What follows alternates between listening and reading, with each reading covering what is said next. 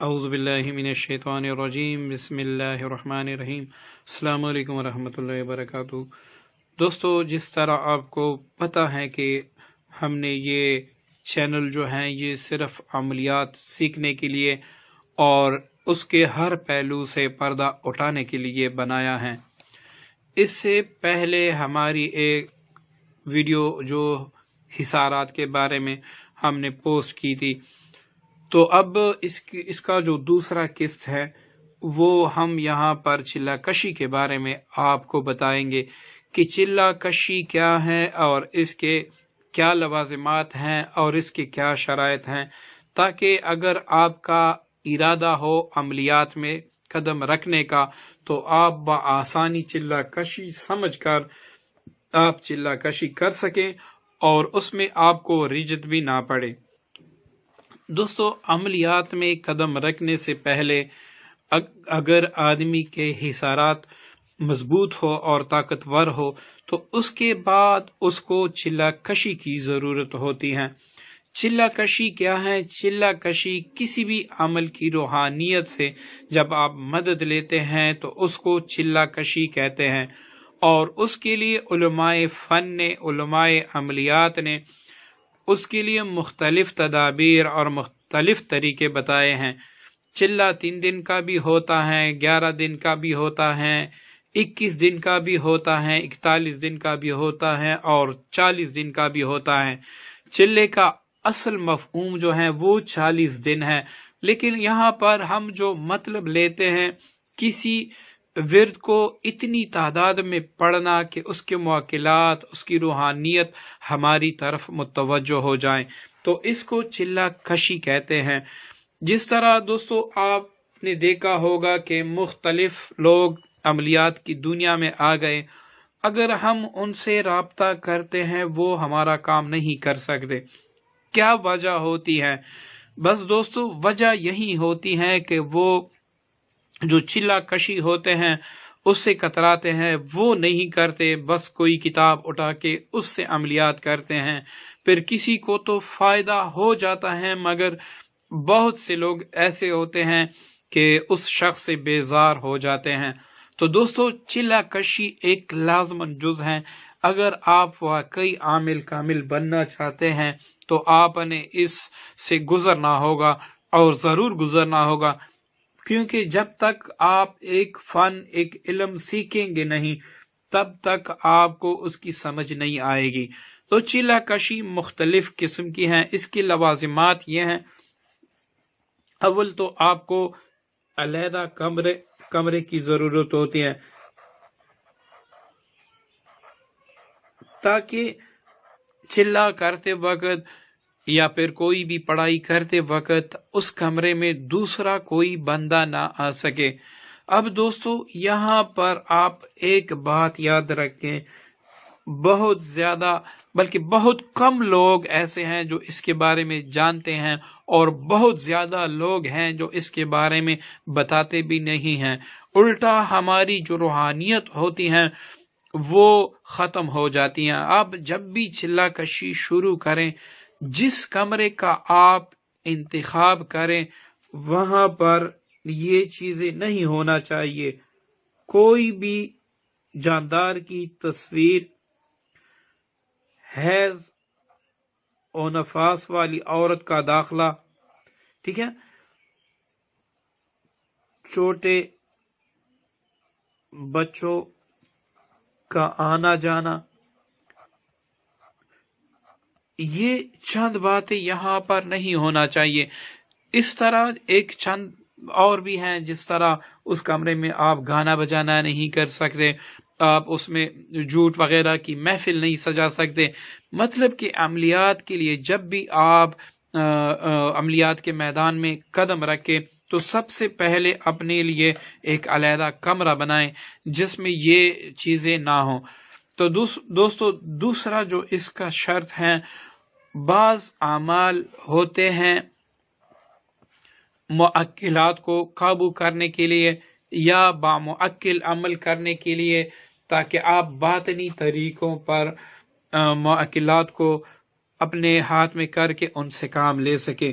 اس کے لیے جلالی پرہیز کی ضرورت ہوتی ہے اور جمالی کی بھی ضرورت ہوتی ہے. ٹھیک ہے دوستو، جلالی پرہیز کیا ہے؟ اس میں آپ نے احرام باندھنا ہوتا ہے. یہ سخت پرہیز ہے. احرام کی حالت میں آپ وظیفہ پڑھیں گے.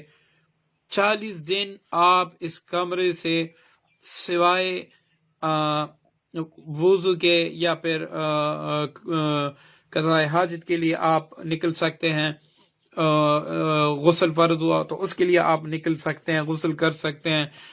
اور اس میں آپ ساری جو چیزیں ہیں جو جانوروں سے بنی ہیں، مطلب جیسے دودھ، جیسے کیک میں انڈا استعمال ہوتا ہے، اس طرح جو بھی جانداروں کی چیزیں ہیں وہ آپ استعمال نہیں کر سکتے.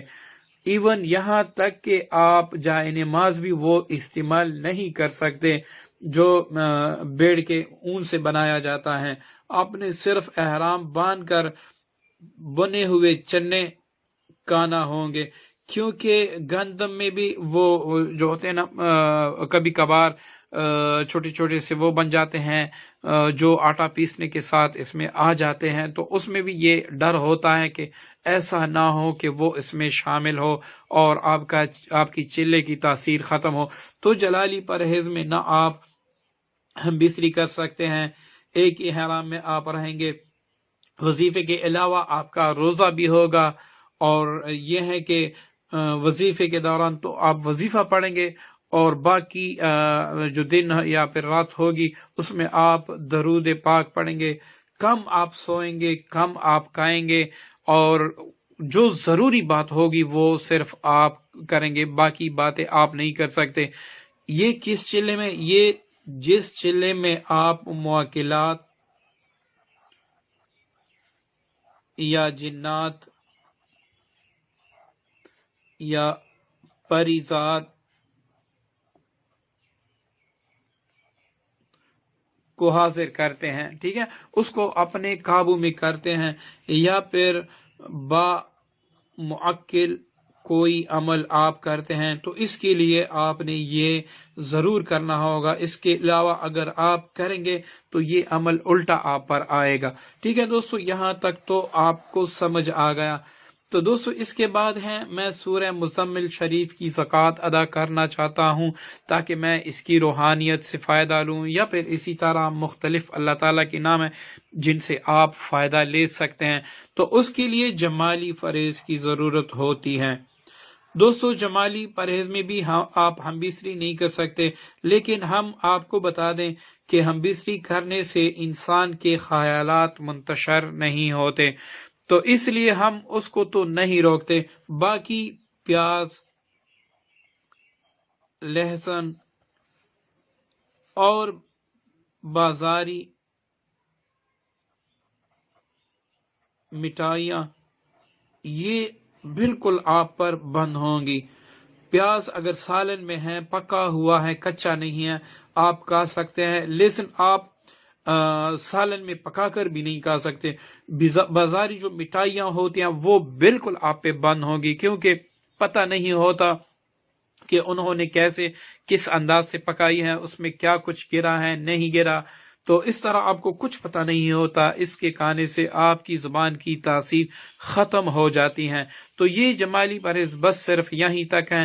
باقی جھوٹ، غیبت اور زنا وغیرہ یہ تو ویسے بھی زندگی میں حرام ہے، تو چلہ کشی میں تو خود حرام ہے، اس کی جو تاثیر ہے وہ ختم ہو جاتی ہیں.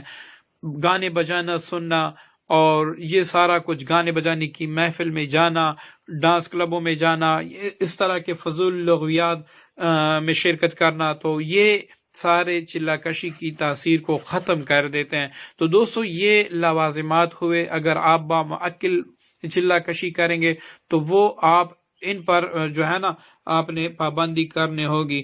اور جو عام جمالی پرہیز اس میں آپ نے یہ پابندی کرنی ہوگی. اب دوستو آپ چلہ کشی جب بھی کریں گے تو اس کے لیے ہم ایک بات آپ کو واضح کر دیں، اجازت اس کی شرط ہوتی ہے. ٹھیک ہے نا؟ اجازت کس سے لی جاتی ہے؟ جس نے وہ عمل خود کیا ہو، یا آپ کو پتا ہو کہ میرا شیخ کامل پیر ہیں، اس کو سلسلوں سے اجازت ہے تو اس سے بھی آپ لے سکتے ہیں، لیکن بہتر یہ ہوتا ہے کہ صاحب عمل سے اجازت لی جائے۔